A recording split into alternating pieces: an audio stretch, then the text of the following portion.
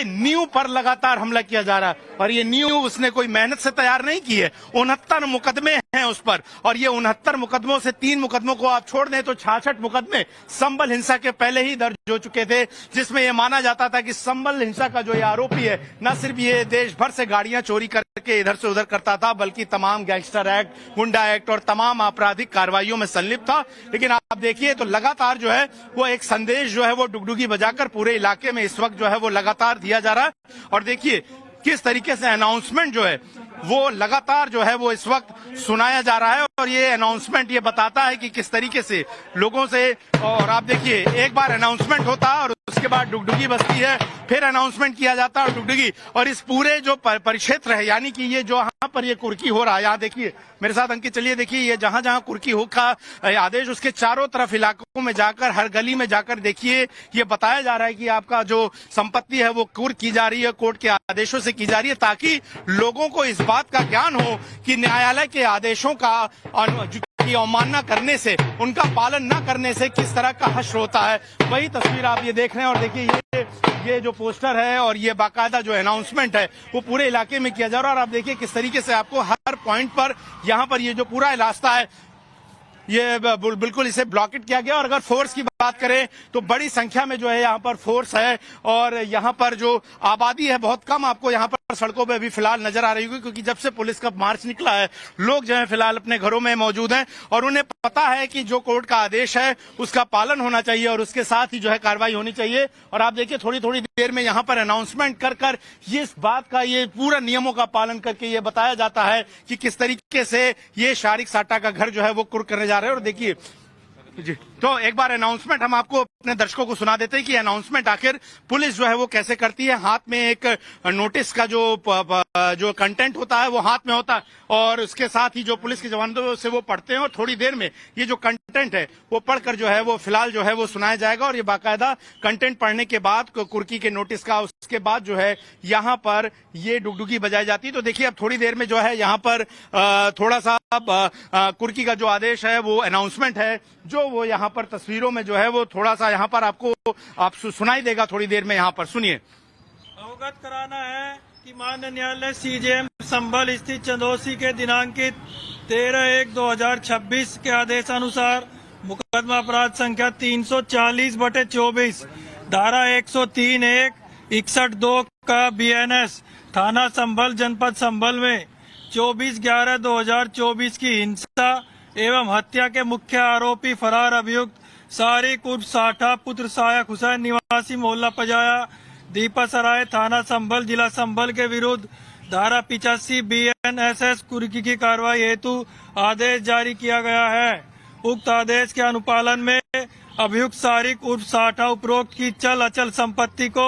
माननीय न्यायालय सीजेएम संभल स्थित चंदौसी के आदेश के अनुपालन में कुर्क किया जाता है।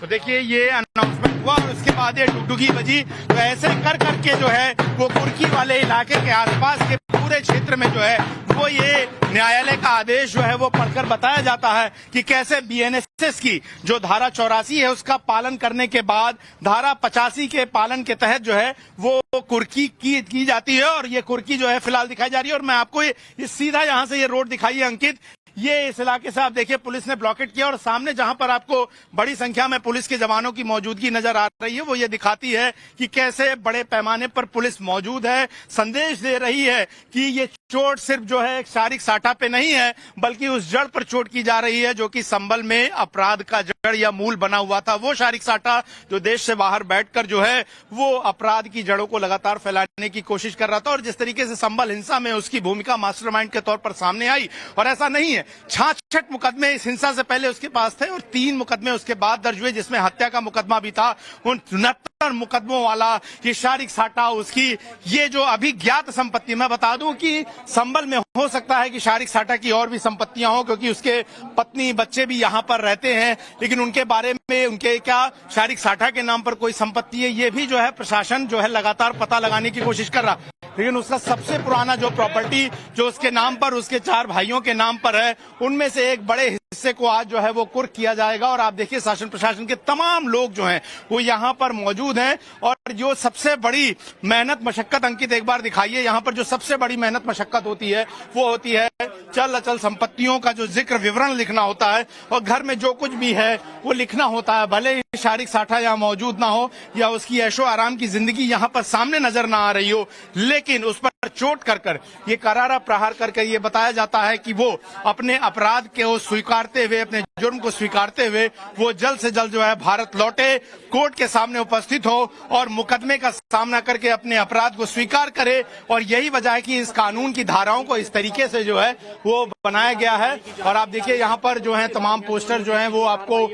नजर आ रहे होंगे, किस तरीके से दीवारों पे जगह जगह आपको पोस्टर्स जो हैं वो भी नजर आ रहे होंगे कि यहाँ पर तमाम जो बातें, संदेश जो हैं वो लिखे हुए हैं। हालांकि चूंकि ये घर है, यहाँ पर उनकी भाभियां रहती हैं, जिनसे हमने बात करके आप लोग को सुनाया कि किस तरीके से उनकी भाभियां जो हैं वो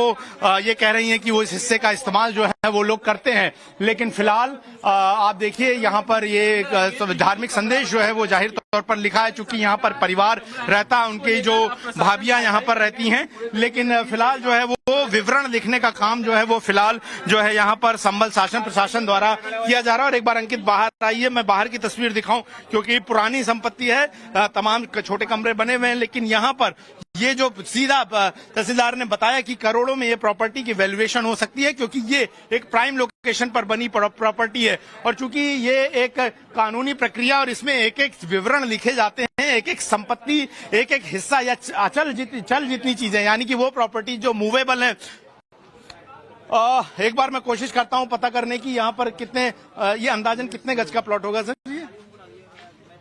20-25 गज का। अच्छा, 20 गज का 20-25 गज का प्लॉट है ये बताया जा रहा है। लेकिन चूंकि ये यहाँ पर मेन रोड पर स्थित है, ऐसे में इसकी जो कीमत है वो यहाँ पर प्राइम प्रॉपर्टी के तौर पर इसकी कीमत आंकी जा रही है। क्योंकि मैं आपको बता दूं, संभल में जो संभल का पुराना शहर है और जो खास करके ये दीपासराय का इलाका है, ये सबसे पुराने इलाकों में से। और ऐसे में ये जो अगर आप कहें तो एक व्यवस्थित बसावट जो इस इलाके की है वो इसी इलाके में सबसे ज्यादा कंसंट्रेटेड है। खास करके चूंकि जो संभल के सांसद हैं उनका घर, उनका पुश्तैनी मकान भी इसी इलाके में पास में है, तो ऐसे में जो यहाँ प्रॉपर्टी की वैल्यूएशन होती है जाता है। लेकिन यहाँ पर प्रॉपर्टी से ज्यादा बड़ा मैसेज जो है, प्रॉपर्टी किससे जुड़ी है और किसके खिलाफ संभल पुलिस यहाँ पर सीना ठोक कर कार्रवाई जिला प्रशासन के साथ कर रही है, वो है शारिक साठा, जो कि संभल हिंसा का मास्टरमाइंड और जिसने वहां पर गोलियां चलवाई, ये आरोप, और जिसकी वजह से न सिर्फ आम लोग मरे बल्कि पुलिस वाले भी घायल हुए और जो हथियार बरामद हुए वो पाकिस्तान से बने हुए थे, ऐसा दावा जो है वो पुलिस की तरफ से किया गया।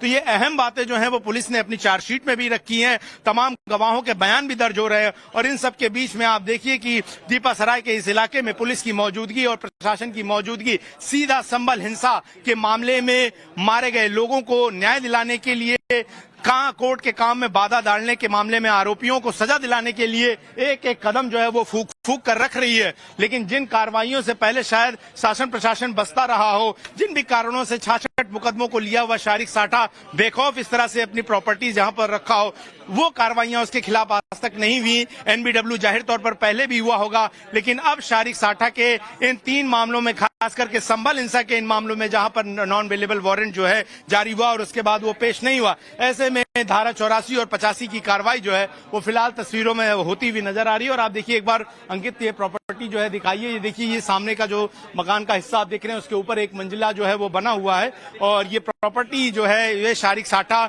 समेत उसके 4 भाइयों के नाम पर है। इसके अलावा और भी प्रॉपर्टी जो है वो कही जाती है जो बेनामी संपत्ति है, जो कि शारिक साठा के नाम पर रखी, क्योंकि ये माना जाता है कि वो फरार होने के बाद जो है वो दुबई चला गया था और वहां पर ही वो अपने तमाम कारोबार, अवैध कारोबार को आगे बढ़ा रहा है। लेकिन आज तक उसे जो है भारत लाने की प्रक्रिया उतनी तेजी से नहीं हुई। लेकिन संभल हिंसा के बाद जब उसका नाम मास्टरमाइंड के तौर पर उभरा, तो अब जो है वो पुलिस जाहिर तौर पर उसके खिलाफ रेड कॉर्नर नोटिस लाने की तैयारी कर रही है, ताकि उसे वो दुनिया के किसी भी हिस्से में हो, तमाम देशों के सहयोग से उसे जो है वो भारत लाया जा सके। और ये तस्वीर आप देख रहे हैं, तमाम बड़े पुलिस ऑफिसर जो हैं वो मौके पर मौजूद, और आप देखिए संभल के जो एएसपी हैं कुलदीप सिंह, इसके अलावा जो सीईओ हैं कुलदीप कुमार, वो सभी यहाँ तस्वीरों में मौजूद हैं और पुलिस फोर्स बड़े पैमाने पर मौजूद है। आप अगर आम दिनों में देखें तो जो कुर्की की कार्रवाई होती है बहुत सामान्य तरीके से निपट जाती है, लेकिन चूंकि ये शारिक साठा का मकान है क्योंकि संभल हिंसा से जुड़ा हुआ है,